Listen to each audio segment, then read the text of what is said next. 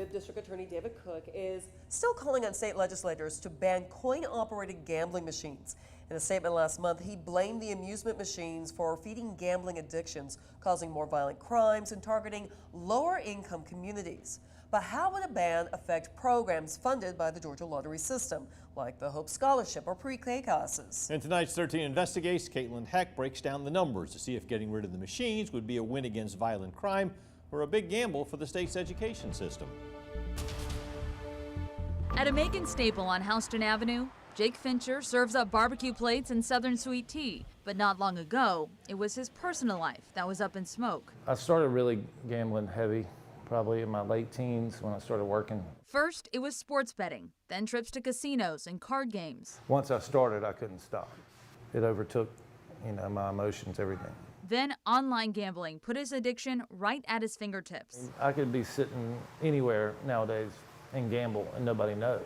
Fincher says the need to gamble is like a drug or alcohol addiction. You do anything you can to lie or manipulate a situation so you could come up with money, time. And eventually, it all caught up with him. I lost my business because of gambling. I lost my marriage because of gambling. My kids, almost lost them completely because of gambling.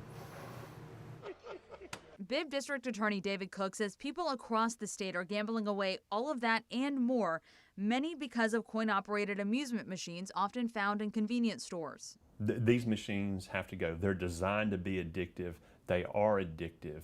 They prey on the most vulnerable in our community. Numbers from the Lottery Commission show Georgians spent close to $2.65 billion at those machines last year. It makes up just over a third of the total money played in the lottery system. The data says that a fraction of the money that's played in these machines goes to our kids and goes to our community. Let's break that down using numbers from the Lottery Commission and the Department of Revenue. Of that $2.65 billion, the Lottery Commission share is about $71.5 million. Last year, nearly $66 million of that went to education. So only about 2.5% of the money put into the machines ended up in classrooms. That rate is much higher for lottery drawings and scratch-offs, which gave roughly $1.14 billion to education, just shy of 24% of the money played in those games. But let's look at it another way. Of the $1.2 billion given to education last year, 5.5% of that came from gambling machines. Cook says he believes the return is too low for the stakes to be so high, especially when it comes to violent crime. People know that they're going to have large amounts of cash on hand. Number one, in order to make the payouts, but number two, just from people feeding cash into the machine straight from the ATM that they've got next to them.